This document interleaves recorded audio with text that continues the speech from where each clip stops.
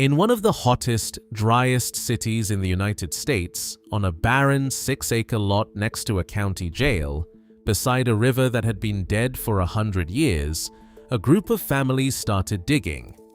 They had almost no money, a patch of cracked desert dirt, and roughly 11 inches of rain a year to work with. What they grew there over the next decade did not just feed hundreds of families. It brought back something that had been buried under that ground for 4,000 years. And the people who watched it happened still struggle to believe a dead piece of desert could come back to life that fast. To understand what they revived, you first have to understand what that ground used to be. The city is Tucson, Arizona, in the heart of the Sonoran Desert. To most people, it looks like the definition of a place where nothing should grow. Summer temperatures routinely climb past 100 degrees Fahrenheit. Rainfall averages around 11 inches a year. The ground is hard, sun-baked, and low in organic matter. And yet, this exact stretch of desert is one of the oldest continuously farmed places in all of North America. Running through the city is the Santa Cruz River. For thousands of years, it flowed year-round, fed by a high water table lined with cottonwood, willow, and mesquite.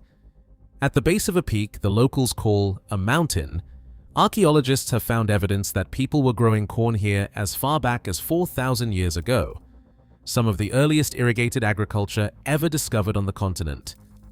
The ancestors of the Tohono O'odham and the Hohokam people dug an elaborate network of irrigation canals and farmed these riverbanks for uncountable generations. The Spanish arrived in the 1600s. Anglo settlers followed in the 1800s. Every one of them depended on the river, for farming, for drinking, even for fishing. Along its banks, families tended small parcels of land they called milpas, growing beans, squash, corn, and vegetables in the fertile floodplain soil. This unbroken 4,000-year food heritage is so significant that in 2015, the United Nations Cultural Agency, UNESCO, named Tucson the very first city of gastronomy in the United States, not for its restaurants, for its dirt, and the astonishing length of time human beings have coaxed food out of it. But by the time that designation arrived, the river that made it all possible had been dead for a century. The killing of the Santa Cruz River happened fast, and it happened for money. In 1910, a group of businessmen drilled 20 wells at the base of Sentinel Peak to pump groundwater for the growing city. The effect was catastrophic and almost immediate. By drawing down the water table, the wells severed the river from its underground source. In just 5 years, the Santa Cruz River dried up completely. Deprived of water, the great cottonwoods and willows that had shaded the banks for centuries withered and died. By the 1940s, between the well pumping, surface water diversions, and erosion, the river channel was bone dry. The waterway that had sustained 4,000 years of human civilization became a dry scar across the landscape. It was eventually caged inside a barren concrete flood channel.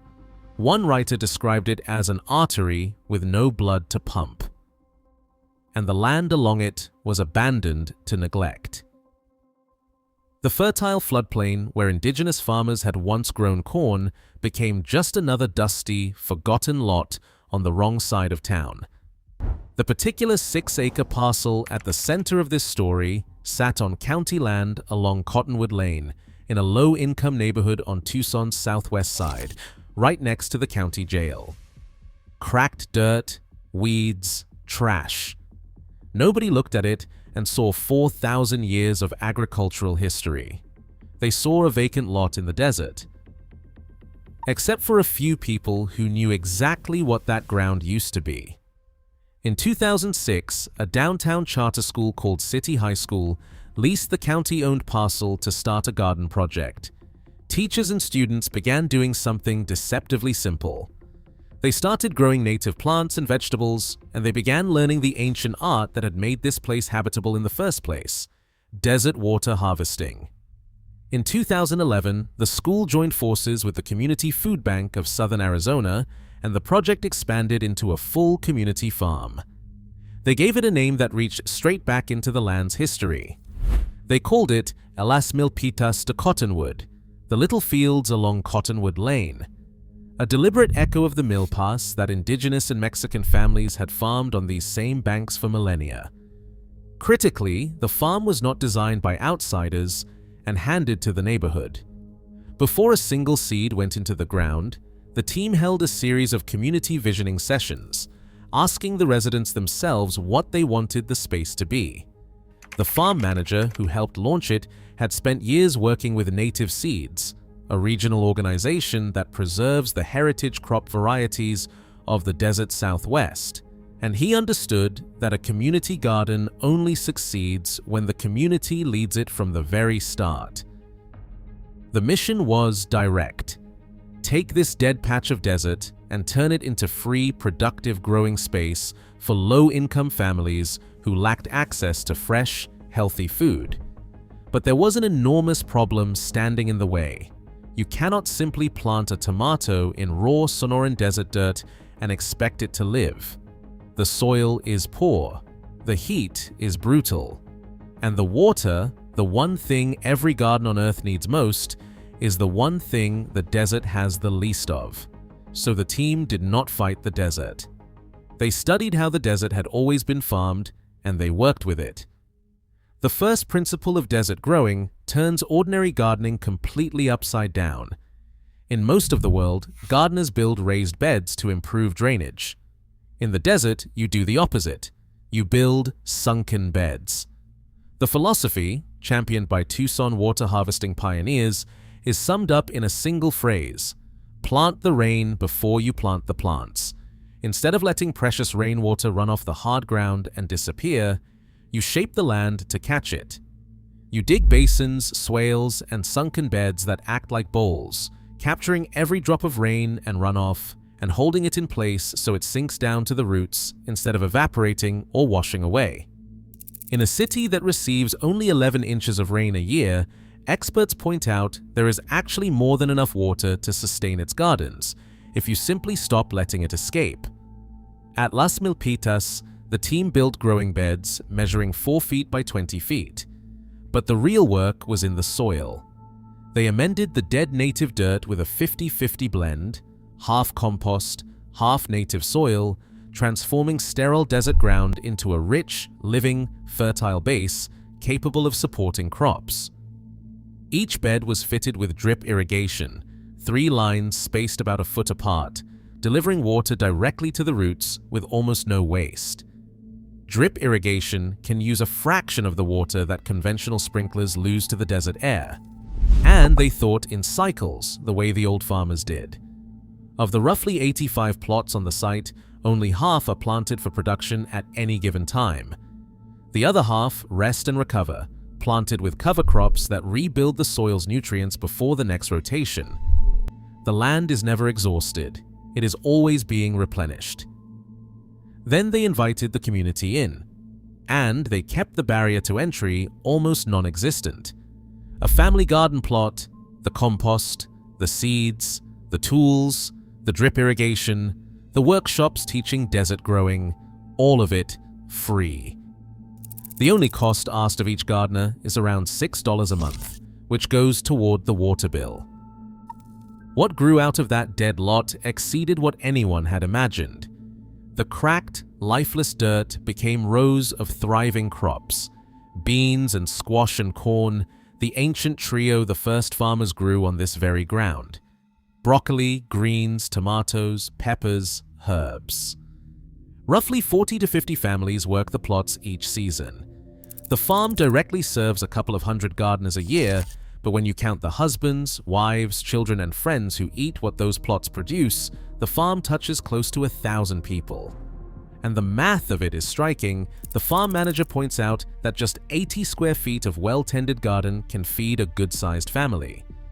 For families living in what public health officials call a food desert, a neighborhood where fresh, affordable produce is genuinely hard to find, this was transformative. Suddenly, low-income residents who could not easily buy fresh vegetables were growing more than they could eat, with the surplus sometimes sold at local farmers markets. A region-wide effort to close those food gaps has measurably worked. By one University of Arizona study, an all-time high of 40% of Tucson's urban population now lives within a mile of a farmer's market. But the people who run Las Milpitas will tell you the food was never the most important harvest. Visit the farm and you hear the same word again and again: Oasis. Not just because of the green rows rising out of the brown desert, but because of what happens between the people standing in them. Las Milpitas became a gathering place. A space where neighbors who had never met learned each other's names over shared tools and shared water. Where an elderly gardener who grew up farming in Mexico teaches a young family how to coax squash out of desert soil. Where city high school students come to learn local history, culinary skills, and where their food actually comes from.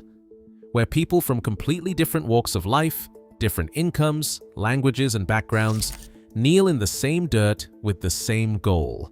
And this is where the science catches up with what the gardeners already felt in their bones. A growing body of peer-reviewed research has found that community gardening delivers measurable benefits to mental and physical health. Studies published in recent years link community gardening to reduced stress, lower anxiety and depression, greater resilience, stronger social connection, and an improved sense of well-being. The simple acts of putting hands in soil, growing something alive, and doing it alongside other people turn out to be genuinely good for the human mind. The garden was not just feeding bodies, it was healing the people tending it. As one longtime Tucsonan who gardens there put it, the farm is a place where not only vegetables grow, but community as well, where people share knowledge, learn new skills, and find tranquility along the rows of planted goodness. The transformation of those 6 acres turned out to be part of something much larger happening all around it. In 2019, the city of Tucson launched the Santa Cruz River Heritage Project, pumping treated, reclaimed water back into a stretch of the long-dead river channel, the first real attempt to restore the river's flow since the pumping killed it 80 years earlier. The result stunned even the hydrologists. After only 2 years of consistent flow, a river that had been a dry concrete scar came roaring back to life. It now supports dozens of species of mammals, amphibians, and insects, 135 species of birds, 149 species of plants, and even a small endangered native fish called the Gila top minnow. The river was coming back. The farm was coming back. And both were reawakening the same buried truth, that this stretch of desert was never actually dead. It was just thirsty and disconnected from the water and the people that had always kept it alive. Today, Las Milpitas de Cottonwood still grows. The 6 acres of cracked dirt next to the jail are now a living patchwork of garden plots, fruit trees, compost piles, and shaded gathering spaces. Families that arrived knowing nothing about growing food now harvest baskets of vegetables from soil they built with their own hands. Children who had never seen a bean grow now pull them off the vine. And on a piece of ground where people have been farming for 4,000 years, a new generation is learning the same skills their region's first inhabitants practiced beside the same river. The lesson of Las Milpitas is bigger than one community farm in Arizona. The first lesson is about the land. Desert is not the same thing as dead. The Sonoran soil that looked utterly lifeless held everything it needed to be productive again. It did not require massive engineering or imported water. It required someone to slow the rain down, feed the soil, and work with the desert instead of against it. The fertility was never gone. It was just waiting. The second lesson is about US. The same 5-year burst of drilling that dried up the river is a reminder of how quickly human beings can destroy something that took millennia to build. But Las Milpitas is the reminder of the opposite, that with shovels, compost, a little water, and a community willing to show up, we can rebuild it, not in millennia, in a single decade. 4,000 years ago, people grew corn on these banks. 100 years ago, we drained the river and walked away. And then a handful of families picked up shovels, dug into the dead ground, and proved that the desert had been waiting all along. It turns out that when you give the land back its water and its people, even dead desert remembers how to feed.